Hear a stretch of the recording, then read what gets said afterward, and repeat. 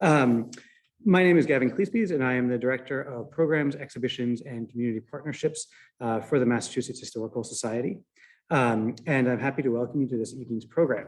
This is our second in-person program since March of 2020. Tonight, we'll hear about one of the most consequential battles in American diplomatic history, the struggle between President Woodrow Wilson and Senate Majority Leader Henry Cabot Lodge over the League of Nations. Our speaker this evening is Patricia O'Toole. Ms. O'Toole is a former professor in the School of Arts at Columbia University. She is a fellow of the Society of American Historians and a member of the Presidential Historical Commission at the New York Historical Society. She has published 5 books, including biographies of Theodore Roosevelt and Henry Adams, the second of which was a finalist for the Pulitzer Prize, the National Book Critics Circle Award, and the Los Angeles Times Book. Tonight, she'll be speaking on her most recent book, which is The Moralist, Woodrow Wilson and the World He Made. This book will also be for sale following the program if people are interested. Before we get started, I'd just like to mention that the Mass Historical Society hosts 60 original programs during the course of a year. These explore all aspects of American history. We also host 35 seminars and teacher workshops, and most, if not all of these, are either free or available at a very small cost.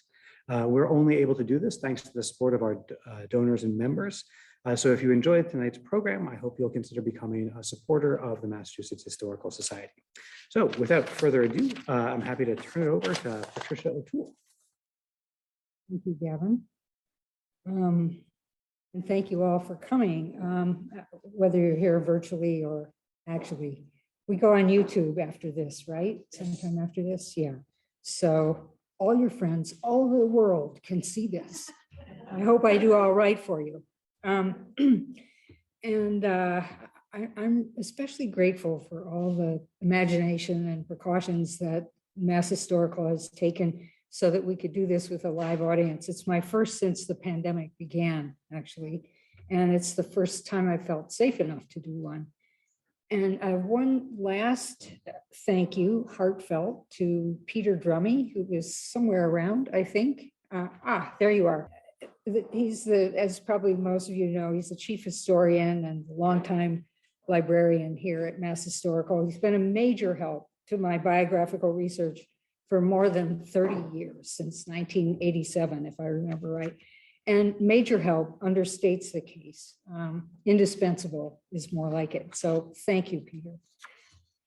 So tomorrow is the centennial of the federal government's first major public commemoration of Armistice Day.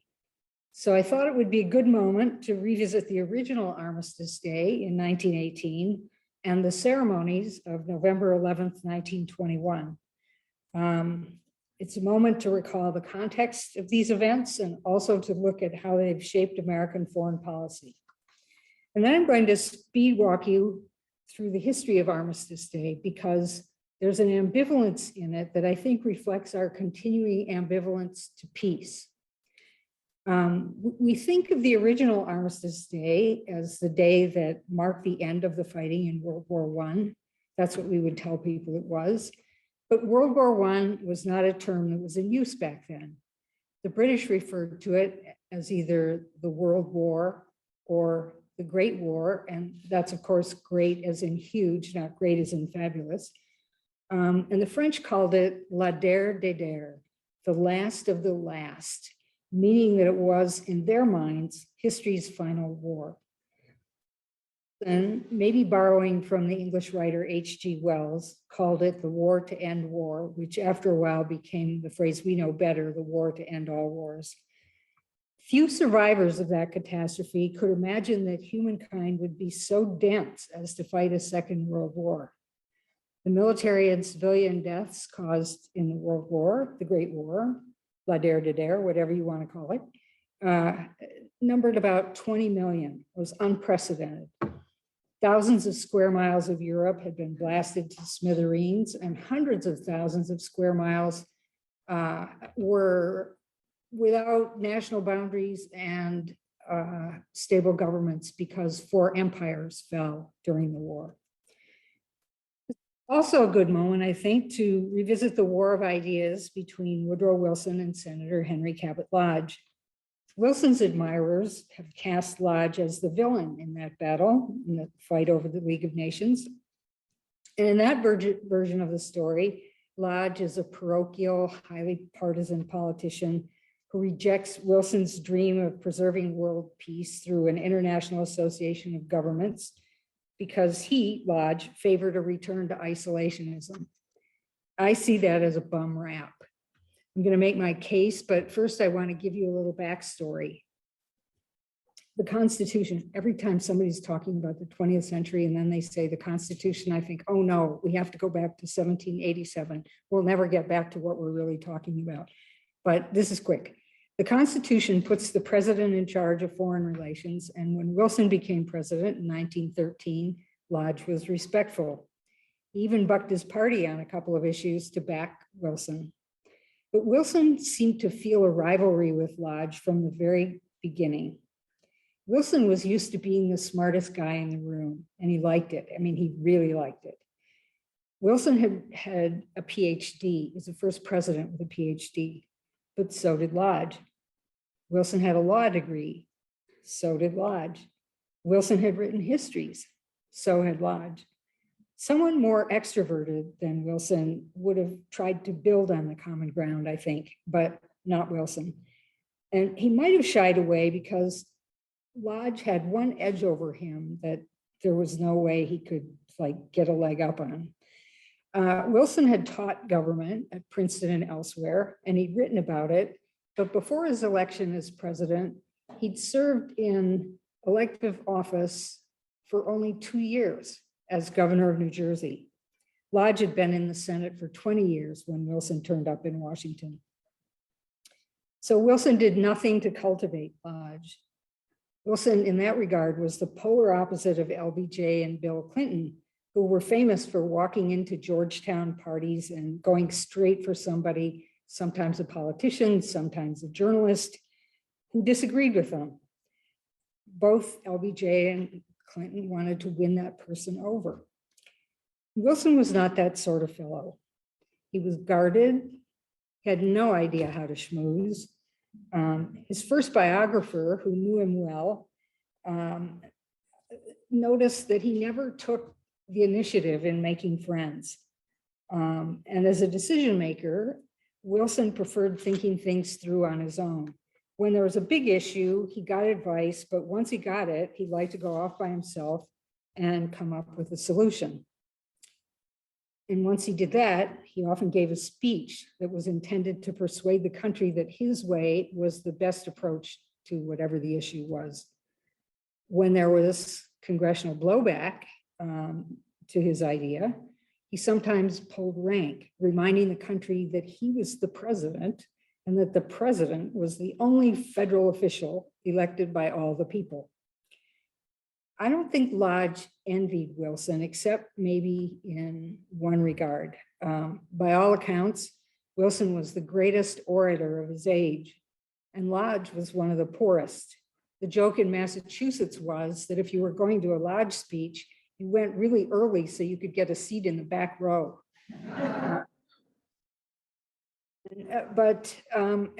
The reason I think that Lodge envied Wilson's oratorical brilliance is simply based on something I noticed, which is that Lodge spent an awful lot of time and energy tearing Wilson's speeches apart, privately and publicly.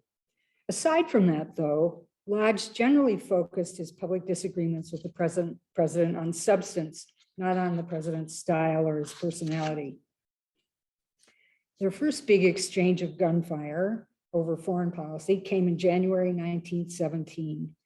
The World War had been going on for 2.5 years, and Wilson had made a few attempts to bring the warring parties to the negotiating table, but neither side was interested. You might think with all the killing that was going on, they would be interested, but they were both convinced that after so much sacrifice, they were going to win. So they just didn't want to negotiate anything. So as 1917 begins, Wilson is trying desperately to maintain the neutrality that the United States had since the beginning of the war. And he was also looking ahead to the eventual peacemaking. He wanted all nations to focus on what was best for the world, not what was best for their side, because he firmly believed that what was best for the world would benefit all nations. So he went to the Senate and gave one of the most important addresses of his presidency. He said that when the fighting stopped, the American people, through their government, would have to play a role in crafting the peace treaty in order to guarantee peace and justice throughout the world. The durability of the peace would depend on how the combatants saw the war, Wilson said. Was it a struggle for a just, secure peace? Or was it the same old, with the victors dividing the spoils and forging another set of military alliances that attempted to balance the power of one bloc of countries against the power of another bloc? For Wilson, the war had exposed the fatal flaw of the balance of power model. The supposed advantage of that model was that if one member of an alliance was attacked, the others were obligated to come to its defense. And that's precisely what happened in 1914. Austria felt attacked when its heir to the throne was assassinated in an out-of-the-way corner of the Austro-Hungarian Empire. Germany, per the terms of the alliance, came to the defense of Austria. Then Russia came to the defense of the Slavs who wanted independence from the Austrians. Then Germany attacked Belgium. Then Britain and France rallied to the defense of Belgium. And Britain sent the Royal Navy to guard its oil fields in Mesopotamia. So in the blink of an eye, the world is in flames. That was August 1914 that all of that stuff happened. By 1917, Wilson saw only one sane path forward. There must be not a balance of power, but a community of power, he said, not organized rivalries, but an organized common peace. He explained how this new world order could be brought about. There must first be a peace without victory, he said. He believed that peace made by the victors and imposed on the vanquished would not work because the losers' resentments were bound to fester, and that would poison the peace. Wilson also argued that a lasting peace would require every nation, regardless of its military and economic strength, to be accorded the same rights as every other nation.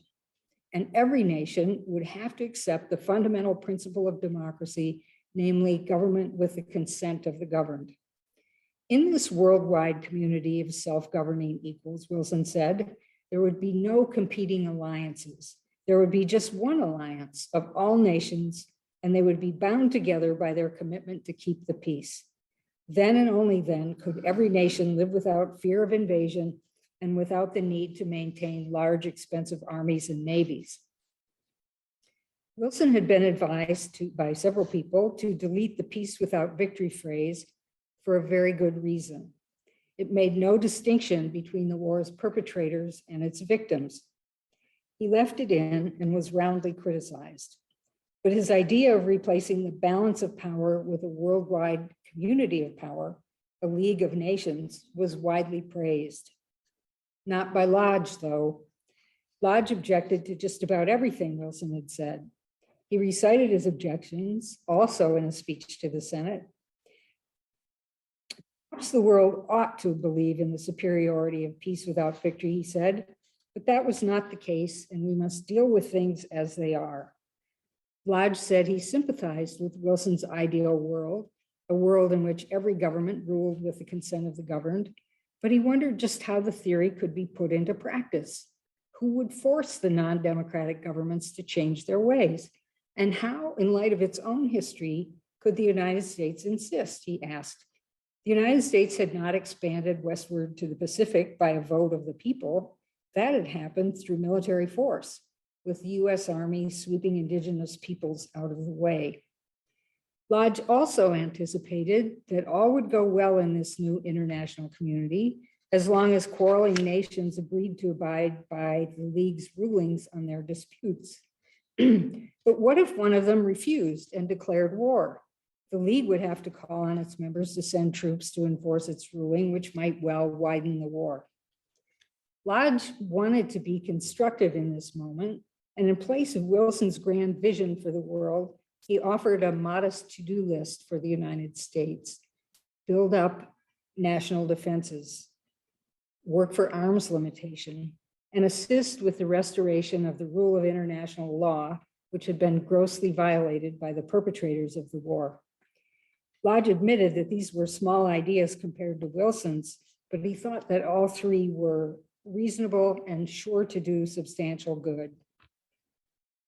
And then, as a W.C. Fields character in a movie said to his movie wife when he came home late one night from a bender, things happened. The United States severed diplomatic relations with Germany. Congress declared war on Germany, and 2 million American soldiers, sailors, Marines, and airmen went into battle on the side of the Allies. As we know, the fighting ended with an armistice that took effect on November 11th, 1918, at the 11th hour of the 11th day of the 11th month.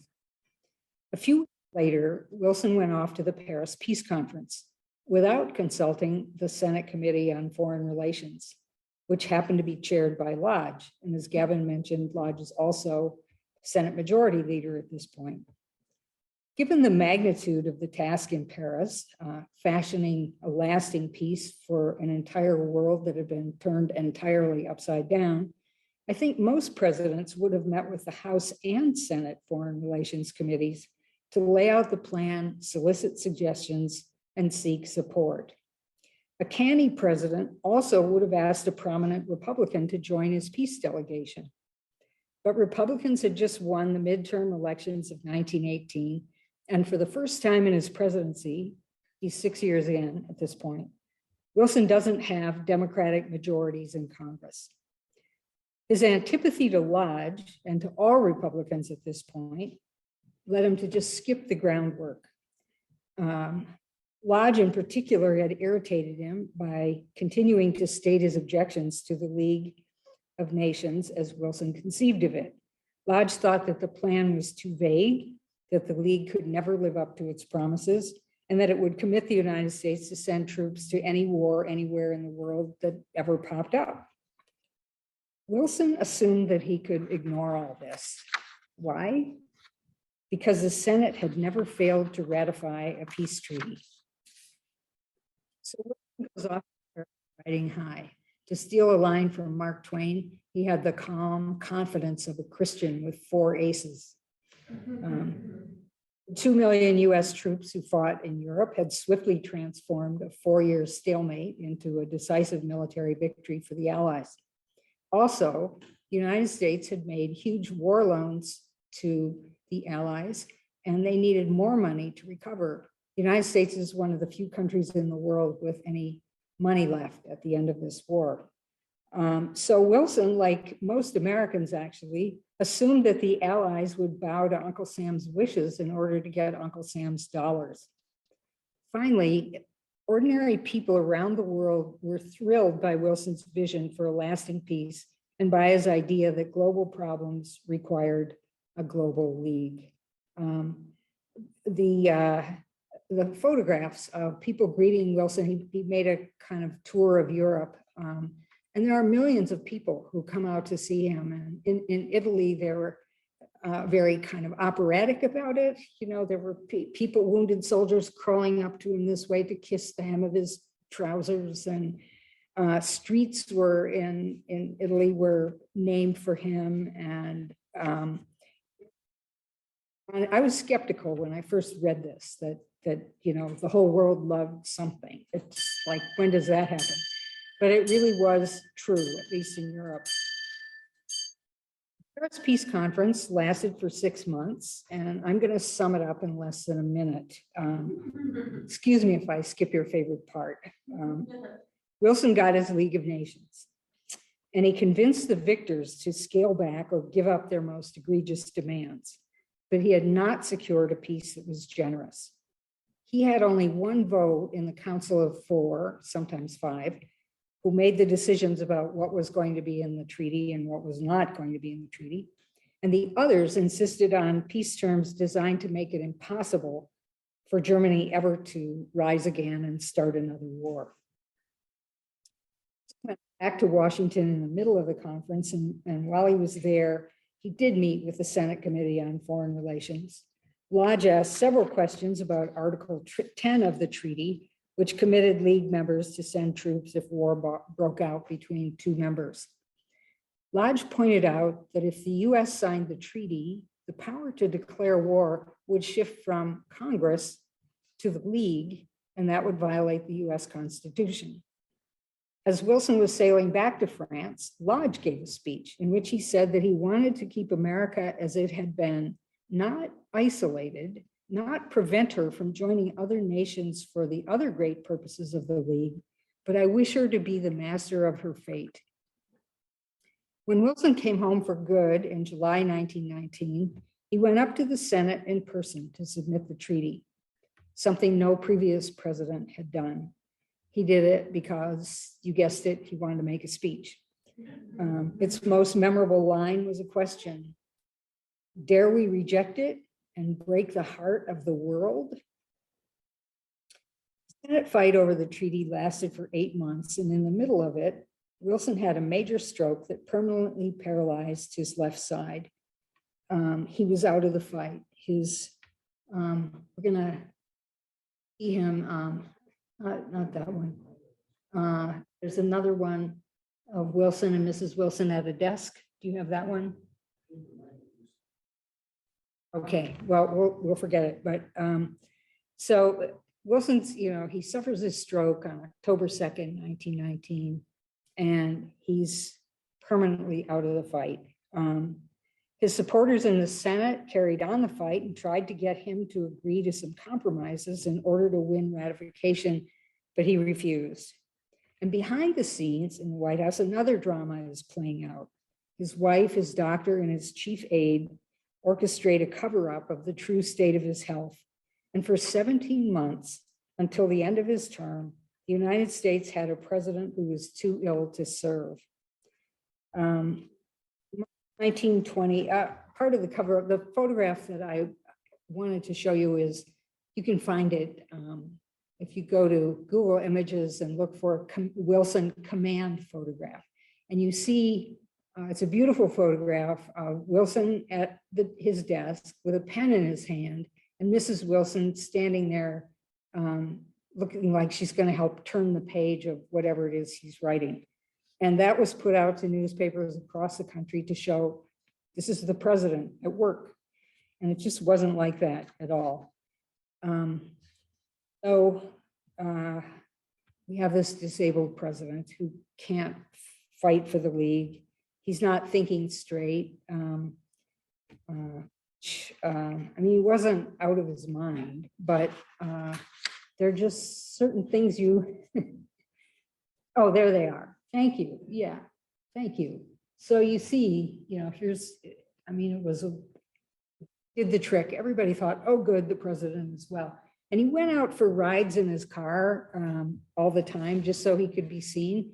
But it took 2 Secret Service men, big burly guys, to get him into the back seat of his open car. And then he had to be propped up with pillows so that he didn't tip over because of his, he's just totally numb on one side. That was part of the disguise too. And his doctor, I really feel sorry for his doctor, actually. He's a Navy admiral. He's also the president's physician. So as a Navy officer, he's taken an oath to protect and defend the Constitution. But as Wilson's doctor, his loyalty is to his patient, and he loved Wilson. So, and his name was Dr. Grayson. Dr. Grayson would put out these chipper bulletins, just like tweets, basically, every few days, saying, today the president managed to blah, blah, blah, take a walk or something. And most of these were like Wilson might have taken a few walks with a few steps in his room with a cane. But he really couldn't function at the kind of high order you have to function in order to, he couldn't write anything anymore. And he had written very fluidly before. So in March 1920, the Senate broke with its history and declined to ratify the treaty. So the United States, whose president had done more than any other world leader to create the League of Nations, would never be a member. So the treaty's defeat meant that the United States was technically still at war with Germany. It fell to Wilson's successor, President Harding, to submit a separate peace treaty to the Senate.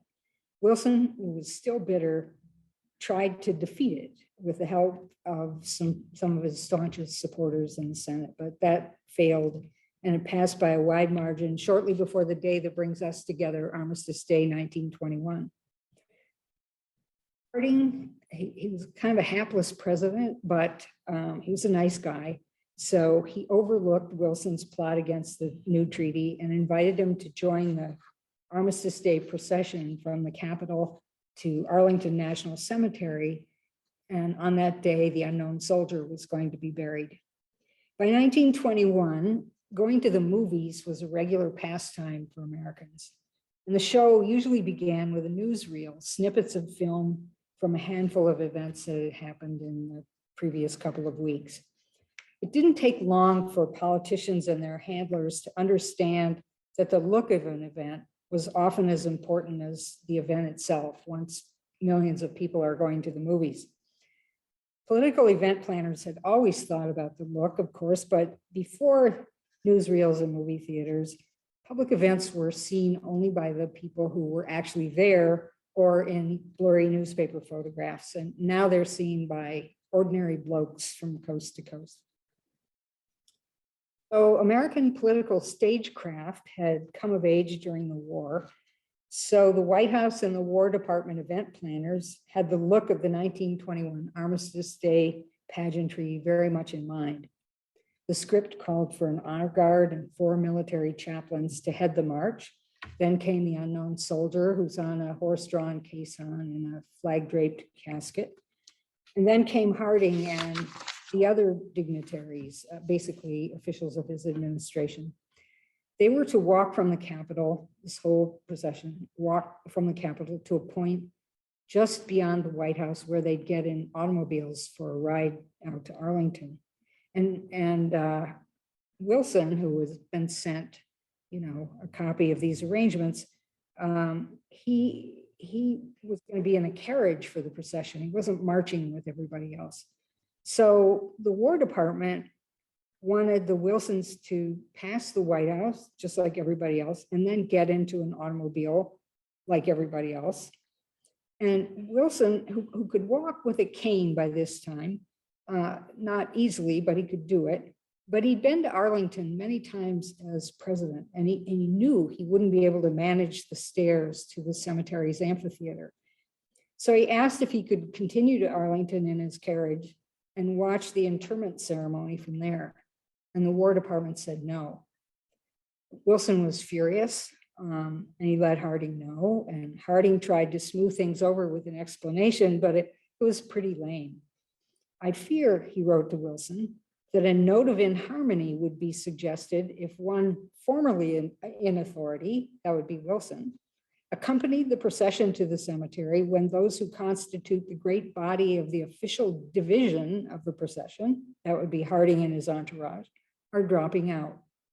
Now, we know from watching inaugurations and political conventions and campaign events on TV that what we see has been scripted and choreographed to the last detail.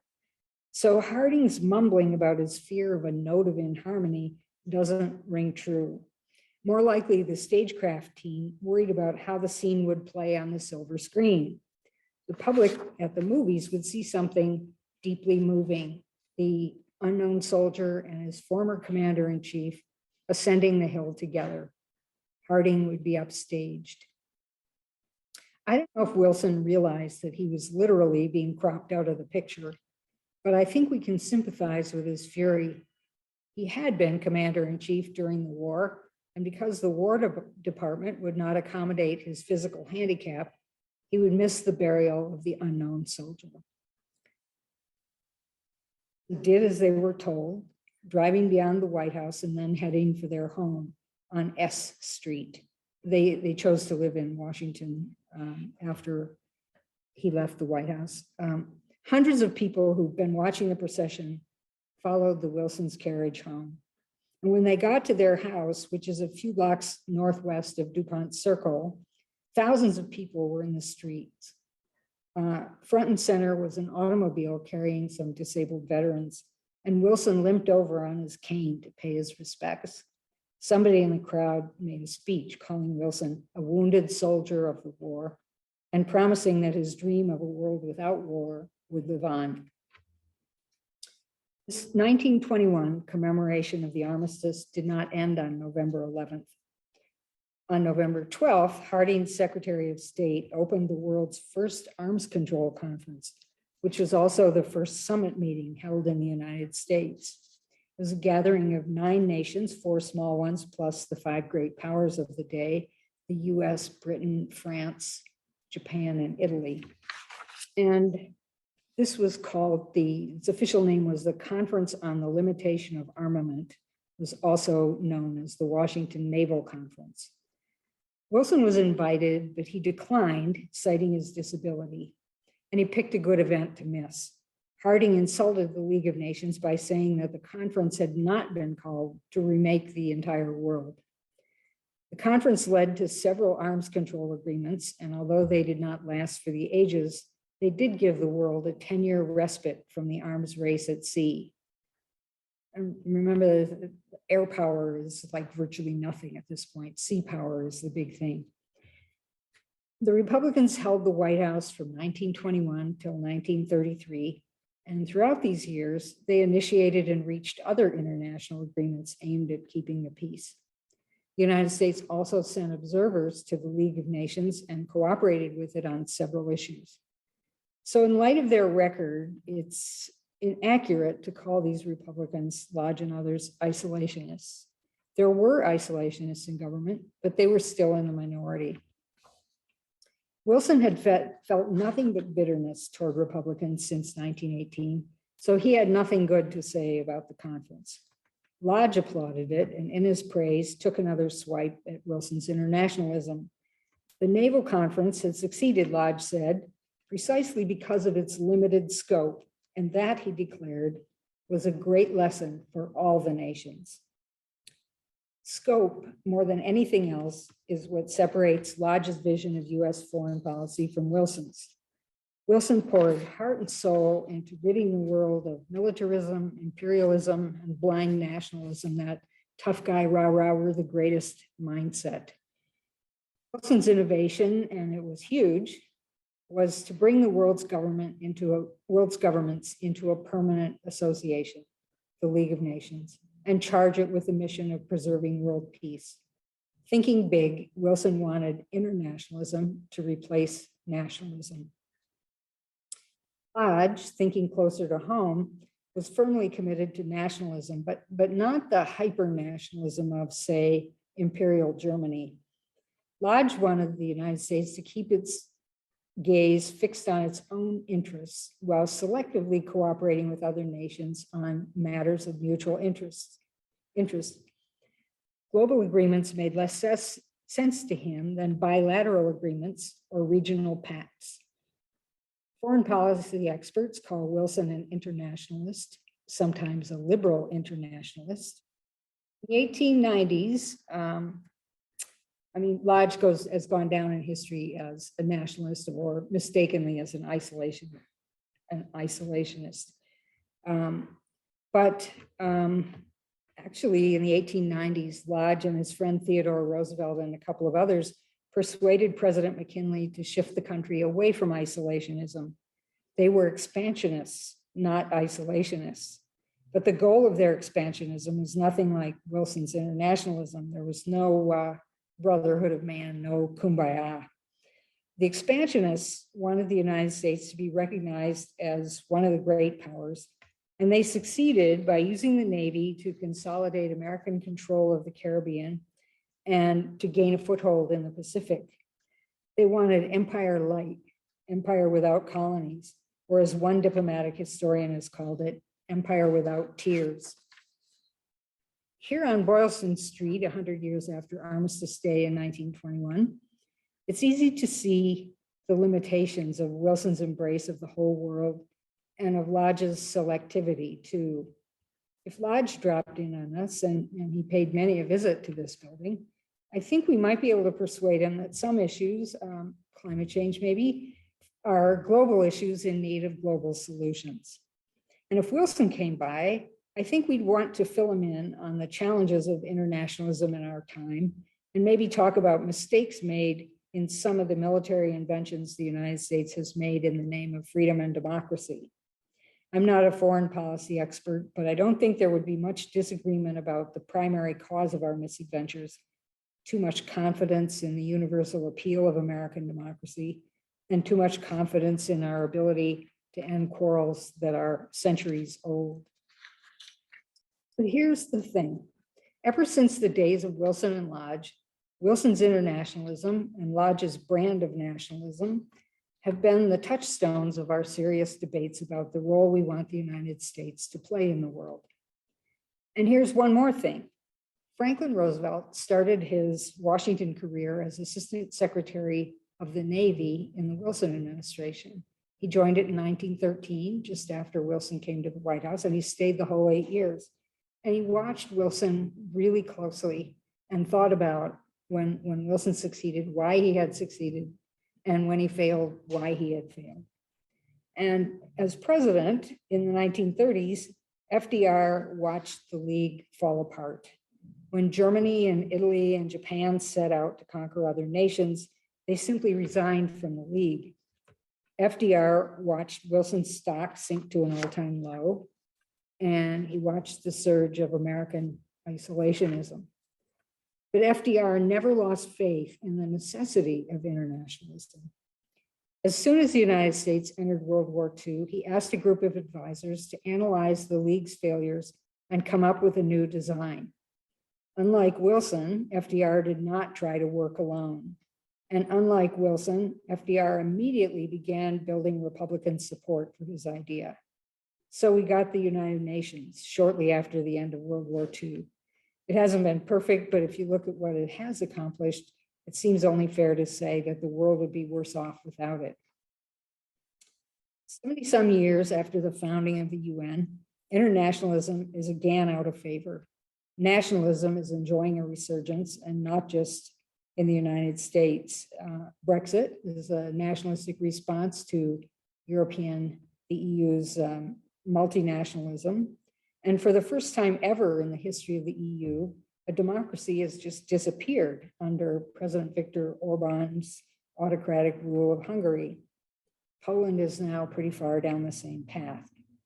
We've also seen surges of nationalism and autocracy in recent elections in Germany, Austria, France, Turkey, and elsewhere. Both trends are putting real strain on democracy and on international cooperation. So Wilson was a globalist with a big dream, and Lodge was a nationalist with more modest ambitions for the United States. For them, it was either or. You were either an or a nationalist. For us, it doesn't have to be that way. Climate change, like a world war, affects the whole planet.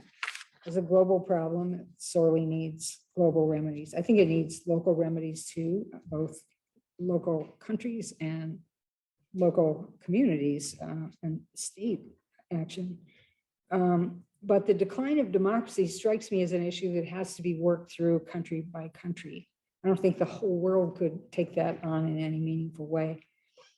Ultimately, I see the historic feud between Lodge and Wilson over the League of Nations not as a tragedy, which is how it's usually presented, but as a gift.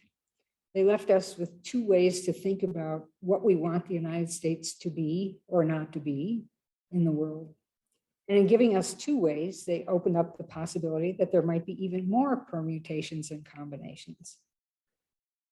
Interesting, this is not an ad for my book, but if you can borrow it from the library, say, the epilogue kind of traces this, you know, how foreign policy has evolved since World War II. And they're always coming back to these basic ideas and tweaking them this way and that, and learning lessons of what went wrong in the previous administration and thinking, well, if we tweak it this way. So these ideas are still alive and important. But for Armistice Day, It's the era of Wilson and Lodge. It's had a curious history. From 1919 on, many states and cities marked it with parades and memorial services and other events, but it did not become a federal holiday until 1938. And boy, oh boy, was that an excellent moment for Americans to stop and remember the 1918 hopes for world peace. By 1938, Japan was on the rampage in Asia. Hitler had already annexed Austria. And in September 1938, the Allies agreed to let him take parts of Czechoslovakia. He had threatened to go to war unless the territory was handed over, and he promised peace in exchange for it. So Britain, France, and Italy, horrified by the prospect of a Second World War, agreed to the deal. And famously, Britain's Prime Minister Neville Chamberlain assured the world that the pact guaranteed peace in our time.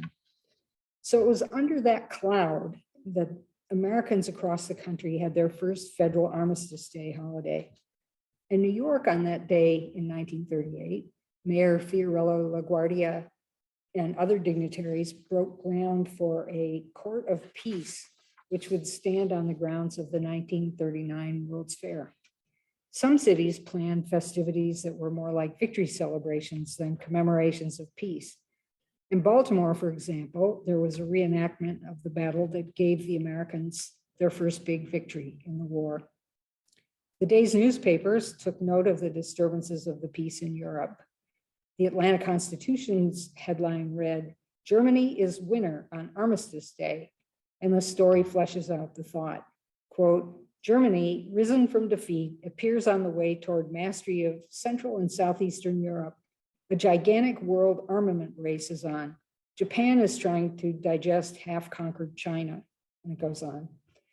The New York Times, after giving a detailed account of the last hours of the World War, noted that the peace treaty signed at Versailles in 1919 was now in shreds. Quote, "A Germany humbled to the dust has rubbed the dirt out of her eyes and flung it in former enemy faces. Today, the Reich has more German-speaking territory in Europe than she had before 1914. A Germany disarmed to the stage of military impotence is again the best armed nation in the world." Thousands of rifle-carrying veterans took to the streets not to commemorate the armistice, but to demand that the government of France prepare to defend itself against a German invasion that many Frenchmen then saw as inevitable. And they were right. Less than a year later, on September 1, 1939, Germany invaded Poland and World War II began. War-related military and civilian casualties exceeded 50 million. That's 2.5 times the toll of World War I. World War II was and remains the deadliest war in history. Armistice Day became Veterans Day in 1954 when Congress decided that the day should honor all veterans, not the moment that ended World War I. When I was growing up in a small town in Michigan, I marched in many a Veterans Day parade, first with my Girl Scout troop and then with the high school band. We got into formation near a grade school and paraded behind the veterans of the 2 world wars and the Korean War. A mile up the street, we stopped at the memorial on the courthouse lawn. It was a simple memorial, a big boulder with a bronze plaque listing the names of the dead from our county in all 3 wars. A squad of veterans with rifles fired a salute. And then a man named Mr. Santella, wearing his old Navy uniform, played taps. I now live in a small town in Maine. We'll turn up for the local holiday parades. This is beautiful stuff for me. Civics was like religion in the house where I grew up. In fact, my mother was born on Armistice Day and died on the 4th of July. So like as a family, we really take this stuff seriously. I'm out there on Veterans Day. It's cold in Maine in November, and so the crowds are pretty thin. And I'm probably the only one there who's, I mean, why would anybody else do this? who's thinking about what Wilson and Lodge were thinking about back in 1921 when the unknown soldier was laid to rest, peace and how to keep it. Emphasis of the day now is on all who have served in the Army, Air Force, Navy, and Marines, but especially on those who have died in war. And on Memorial Day, it's much the same. We no longer have a national holiday focused on peace. And I have to say, I find myself wishing that we did. So I'm wondering what you think about that and what else is on your mind about Wilson and Lodge and the echoes of Armistice Day. Thank you very much.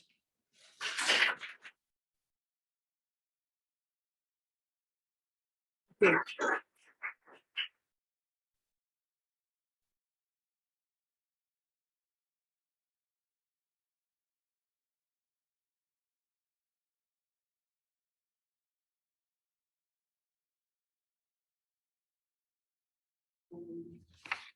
Why wasn't Vice President Thomas?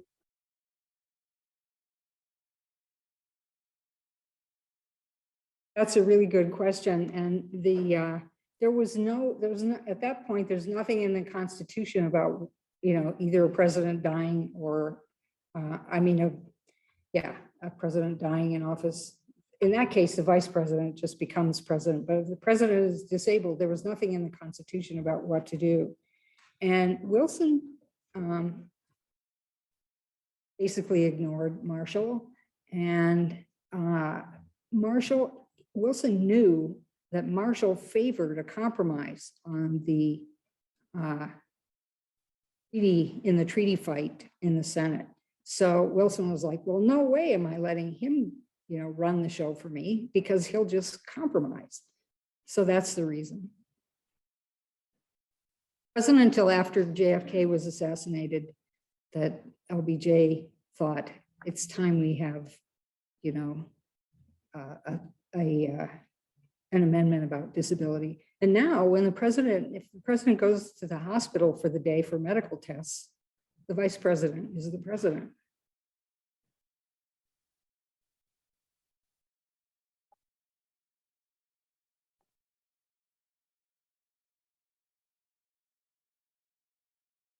Well, I didn't do it all by myself. A lot of people had come down this path before me.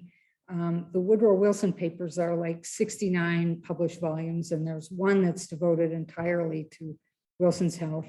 And then there's a wonderful book by a woman who became a friend of mine, Phyllis Lee Levin, called Edith and Woodrow. And it's about their relationship, but it's really about this time. And she did a beautiful job of going back into all the documents and looking what everyone in Wilson's cabinet was saying, asking about this. And Wilson, he did allow people to come and see him. He allowed 2 Republican senators to come and see him one afternoon. And he could carry on a perfectly intelligent conversation, but sustaining his concentration was absolutely impossible. These senators went away thinking, yeah, he's in good shape, he can do this. So I went through a little spate of, I haven't had a stroke, but I went through I needed a pacemaker, it turned out. And in the months leading up to that, I knew I was really tired, but I didn't think anything was wrong with my head, except I was having a hard time working. And I could carry on my daily whatevers. And had no idea that I was sick. So I think stroke victims, unless they can't speak and cannot move at all, just think they're fine. I mean, we want to think we're fine, right? So, yeah. Yes. I've got a question. Both of you said it.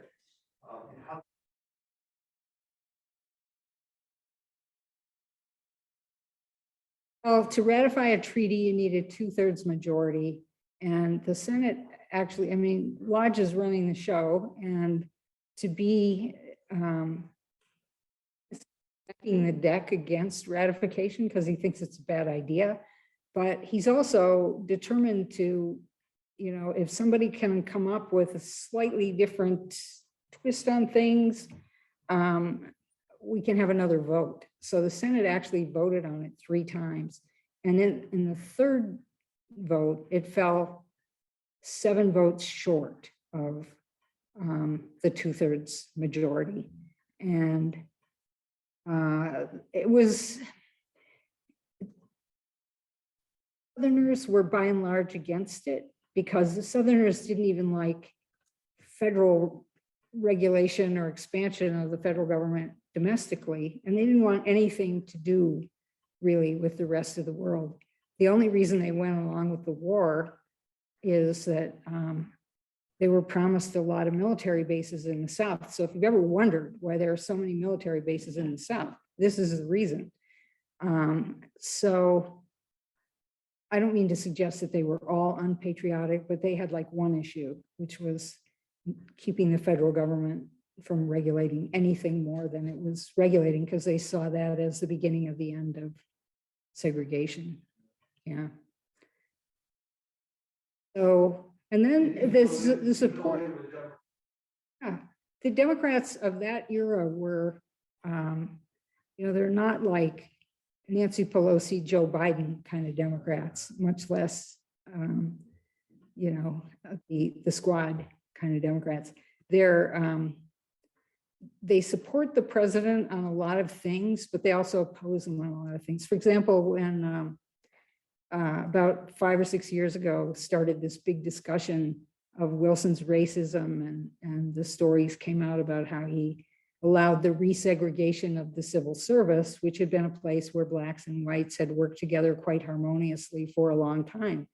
And it's true that he did that, but the explanation, and I don't mean to justify what he did, but he did it for a particular reason. He was not a man he's a Southerner, and so he's, definitely believes white people are superior to Black people, but he doesn't wake up every morning wanting to make their lives miserable. He's mostly just not thinking about them. And the Southerners, he wanted to pass his New Freedom package of economic reforms, which was enormous. It created the Federal Reserve and the Federal Trade Commission, the new Antitrust Act. And, in Wilson's time, we get a modern income tax act. So this was like anathema to the Southerners, and they supported him mainly because they said, we need a sign from you that this is not going to be the beginning of the end of segregation. You have to do something in the government that shows the states are still in the saddle. And so they came up with this plan of resegregating the civil service. And some people let Wilson off the hook because they say, oh, well, he was born in 1856 and he grew up in the South. What do you expect? But I never was comfortable with that argument because he ran as a really forward-thinking progressive in 1912, and the people who backed him were to found the NAACP, and working on racial equality and all kinds of other social reforms having to do with poverty. And he thought of himself as one of those guys. So when he realized this bargain he had to make with the South, it actually made him physically ill. There are a few times where it's discussed in the White House, and he just has to go to bed for a few days afterward. And he would see, for a time, he saw groups of Black leaders to discuss this. And he told one of these groups, this is not going to change until Blacks are a major political force, till they have votes. And really, that's what happened, thanks to LBJ and the Voting Rights Act and the Civil Rights Act. That's when the change comes. So FDR gets off the hook all the time for this. People don't know that he made the same deals with the South. And, the New Deal, basically, the first time I ever did my own income taxes, and to the last time I ever did them,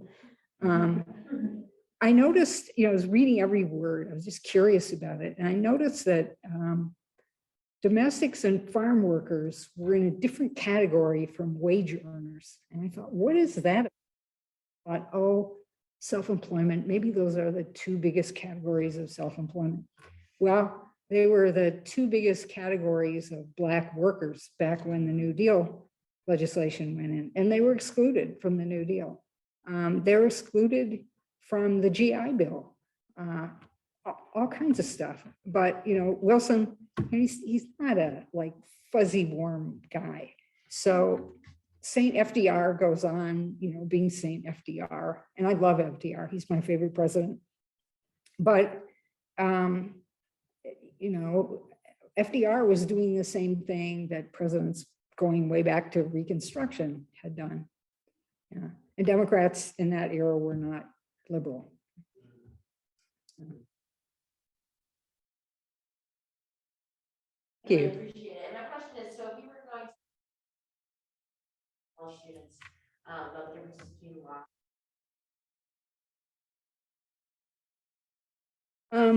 Well, actually, I made a list here, and I don't know how we can get it to you, but there were a lot of plans being made at the last minute, and I have a related reading list. And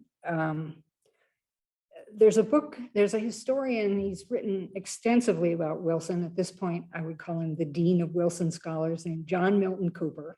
And he wrote a book called Breaking the Heart of the World, in which it's about the League fight. And, you know, Wilson's version of internationalism and Lodge's nationalism are at the heart of that. So all of those ideas are in there. You know, it's a political history. So there are votes being taken and caucuses being counted and all that stuff. It's not a breezy read, but all this stuff is in there. And then it's really time, if you're looking for a biography idea, it's really time for another biography of Henry Cabot Lodge. It's been a long time since there was one. Peter Drummey can be indispensable in your research with it. The Lodge papers, I've used them for 3 books actually, and it's an amazing collection of all kinds of things that you wouldn't expect. So I'm trying to think, also, there's like a, I don't know if it's used as a textbook as much as it should be, but it's a wonderful book called From Colony to Superpower by a diplomatic historian named George Herring, spelled like the fish. And he's a really easy, accessible writer. So that would be a place to consult as well. Well, thank you. Thank you for being brave and Yes, thank you very much for that. Yes. Thank you.